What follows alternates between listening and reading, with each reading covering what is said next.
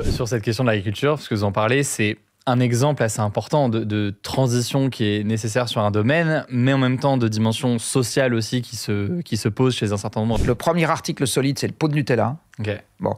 Donc, on ne va pas dire qu'on prive les gens de fruits et légumes si on augmente et qu'on les prive de viande et qu'on les prive de fromage. Non, non. Je veux dire, les gens achètent essentiellement des trucs transformés, des boissons. Voilà. Bon, ce qui est tout à fait légitime, me semble-t-il, parce que il faut savoir que la profession agricole n'est globalement, même s'il y a quelques céréaliers qui se portent bien, c'est quand même pas c'est pas là qu'on fait fortune, quoi. Je veux dire, il vaut mieux aller bosser dans une banque d'affaires pour ça. C'est souvent plutôt l'inverse. Et vous avez une partie des agriculteurs pour qui, effectivement, les fins de mois sont pas faciles, en particulier dans l'élevage. Sur cette question de l'agriculture, parce que vous en parlez, c'est un exemple assez important de transition qui est nécessaire sur un domaine, mais en même temps de dimension sociale aussi qui se pose chez un certain nombre d'agriculteurs. Et je pense que du coup, forcément, c'est des choses qui ont été soulevées dans le cadre de votre travail. C'est typiquement un des sujets, on le voit là en ce moment avec la question de la loi du plomb. Il y a ceux qui le défendent, notamment la FNSEA, qui est un puissant syndicat agricole, et certains agriculteurs qui disent c'est indispensable, que ce soit en matière de pesticides ou autre. Et puis de l'autre côté, il y en a, alors que ce soit d'autres agriculteurs ou alors des scientifiques ou des chercheurs qui disent oui, mais attention, parce que ça pose d'autres enjeux derrière. Dans la consultation en question, là, alors on a essayé de corriger les réponses qu'on avait, qui étaient des réponses spontanées, de tous les biais possibles sur l'échantillonnage, etc. On a eu quelques résultats très intéressants. D'abord, je ne me souviens plus du chiffre exact, mais enfin, c'est de l'ordre de 80% des agriculteurs qui ont répondu qui s'estiment mal représentés dans le débat public. Ça veut dire que ni du côté du ministère, ni du côté des syndicats importants, ils n'ont l'impression que leur point de vue est correctement relayé. C'est intéressant à savoir. Vous en avez quasiment 90% qui nous ont dit nous, la transition, on est d'accord pour la faire. La seule condition qu'on y met, c'est que économiquement, ça nous plombe pas.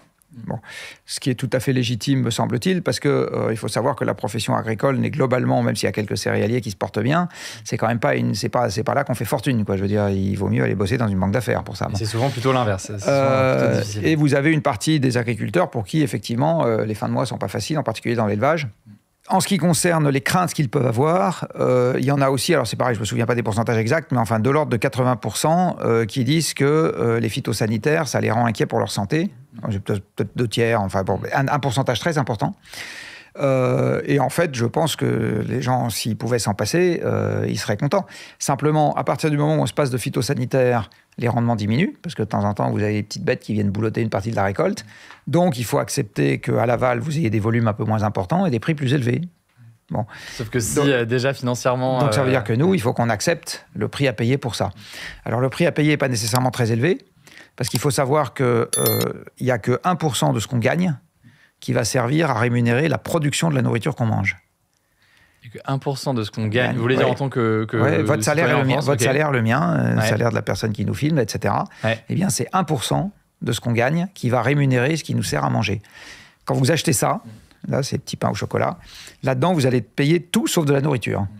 Vous allez payer des intermédiaires, alors c'est de la valeur ajoutée, des gens qui ont transporté, des gens qui ont transformé, des gens qui ont emballé, des gens qui ont construit la boulangerie, des gens qui ont construit les emballages dans lesquels on a transporté la farine, etc. Les intérêts du banquier qui prête au boulanger, qui prête, etc. etc. La communication, alors c'est peut-être des choses de boulangerie. D'accord, là, il n'y a pas de com.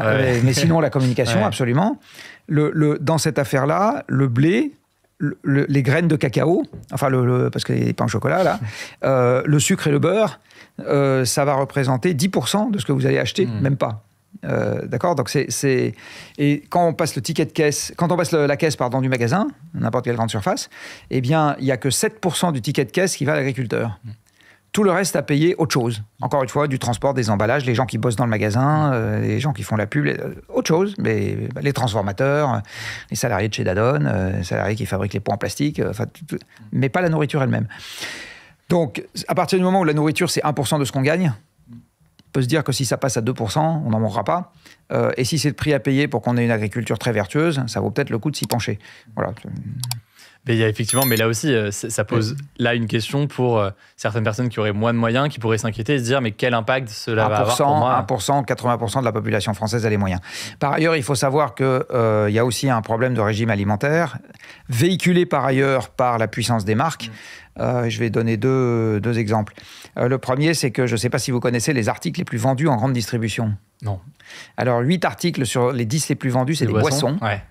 Là-dedans, vous avez la bouteille de pastis. Des sodas. Vous avez le pack d'eau en bouteille, 6 bouteilles. Ouais. Vous avez la bouteille de coca de 1,5 litre. Ouais. Le premier article solide, c'est le pot de Nutella. Okay. Bon. Donc, on ne va pas dire qu'on prive les gens de fruits et légumes si on augmente et qu'on les prive de viande et qu'on les prive de fromage. Non. Je veux dire, les gens achètent essentiellement des trucs transformés, des boissons. Voilà. Donc, si cette augmentation très modeste du ticket de caisse, qui a été beaucoup plus forte pendant l'inflation alimentaire, va avec le fait, par ailleurs, d'apprendre aux gens à cuisiner correctement, etc., même pour les gens qui n'ont pas le temps, ça peut être très bien être tout à fait indolore pour le porte-monnaie. Et ça vous semble indispensable? C'est-à-dire que sur la question de l'agriculture et de l'alimentation, la conséquence, s'il y a une transition qui s'opère dans ce domaine-là, la conséquence sera nécessairement une augmentation des prix? Oui, mais comme je le disais, elle est parfaitement supportable à l'aval.